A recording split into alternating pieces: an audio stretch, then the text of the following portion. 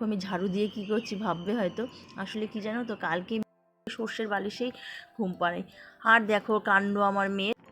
নমস্কার বন্ধুরা, কেমন আছো তোমরা সবাই? আশা করি ভালো আছো। তো রুদ্ধি মামস চ্যানেলের একটি নতুন ব্লগে তোমাদের অনেক অনেক স্বাগত। তো সকাল সকাল আজকে দেখো খুব রোদ উঠেছে, বলতে বলতে তো তোমাদের ঠান্ডা চলে গেল। আর অনেক রোদ উঠেছে আজকে, তো সারা ঠান্ডার মধ্যে কিন্তু সেভাবে জামা কাপড় রোদে দেওয়া হয়নি। আর বিছানাপাটিগুলো জমে গেছে, মানে ঠান্ডাতে জমে গেছিলো, তো বিছানাপাটি আমি সেভাবে রোদ ওঠেনি যেহেতু। আর আমাদের এই বাড়িটাটা জানো অতটা রোদ পড়ে না, তো সেই কারণে কিন্তু সেইভাবে রোদ পড়তো না দুয়ারের সামনে। তো জামা কাপড় আর তোমার বিছানাপাটি সেভাবে রোদে দিতে পারিনি, তো প্রতিদিন হালকা হালকা করে দিতে হতো। তো আজকে ভালো রোদ পড়ে গেছে, সেই কারণে ভাবলাম যে আজকে একটু সব কিছু রোদে দিয়ে দিই। আর দেখো আমার মেয়ের অবস্থা, বিছানা থেকে তোষক পোষক নামিয়ে দিয়েছি, আরও দুষ্টুমিটা দেখো বিছানার মধ্যে এমনি লাফাতে আরম্ভ করে দিয়েছে। আর এই দেখো আমি ঝাড়ু দিয়ে কি করছি ভাববে হয়তো, আসলে কি জানো তো, কালকে মেয়ের লেপটা আমি পুকুর ধারে মেলেছিলাম, তো সেটা আনা হয়নি রাত্রিবেলায়।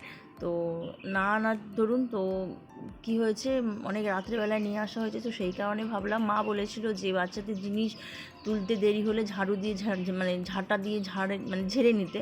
তো সেই কারণেই মেয়ের লেপ টেপগুলোকে ভালো করে ঝেড়ে নিচ্ছি, যাতে কোনো কিছু প্রবলেম না হয়। সবাই বলে বাচ্চারা কান্না করে, অনেক কিছু ব্যাপার আছে, তো সেই জন্য। আর দেখো আমার মেয়ের অবস্থা, দুষ্টুমি চালু করেই দিয়েছে, দুষ্টুমি তো আর বন্ধ হয় না। আর এদিকে সব কিছু রোদে দিতে দিতে ভাবলাম রান্নাটাও সেরে নিই, এক হাতের মানুষ যেহেতু আমি, রান্নাটা করতে হবে।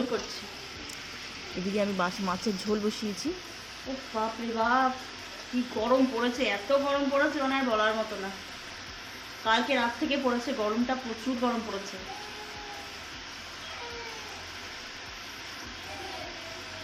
আর বাইরে সব মেয়ে জামা কাপড়গুলো রোদে দিলাম, কারণ গরম পড়ে গেছে, আর বাইরে রেখে কোনো লাভ নেই। আর এখানে হচ্ছে মাছের ঝোল, আর রান্না করবো, জামা কাপড়গুলো তুলবো।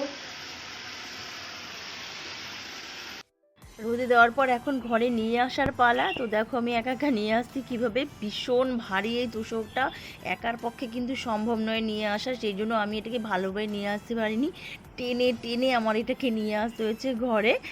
তো কী করবো, কিছু করার নেই, একা ঘরে, আমার তো কেউ নিয়ে আসার লোক নেই, পাপা বাড়িতে থাকে না, সেই কারণে নিয়ে এসেছি অনেক কষ্টে।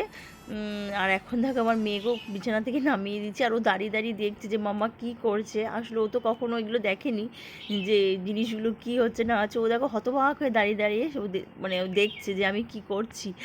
ও কত, আর একটা কী বলো তো, ও সব বিছানায় উঠবে বলে সেই চেষ্টা করছে।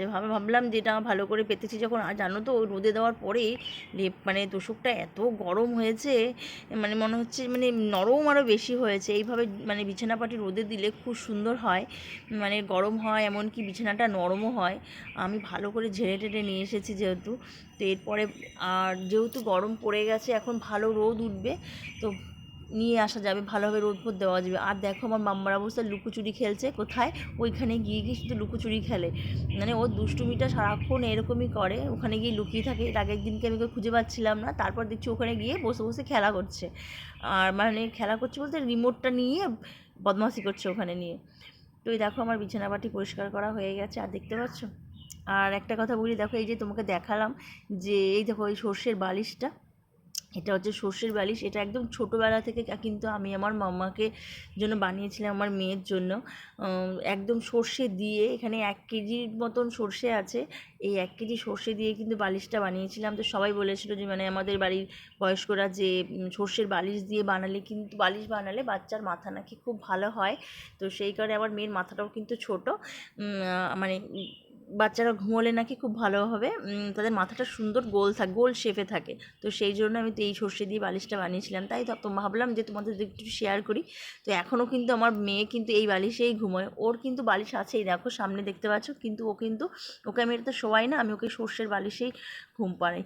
আর দেখো কাণ্ড আমার মেয়ের, কি করছে, আমি বিছানা পরিষ্কার করেছি, পেতেছি ওকে শোয়াবো বলে। আর দেখো উনি কি করছেন, ম্যাডাম এখানে শুয়ে সব বিছানা পাটি সব এক করে দিয়েছে। হায় রে কপাল, কি করেছি আর ও কী করলো। তো চলো আজকের মতন টাটা।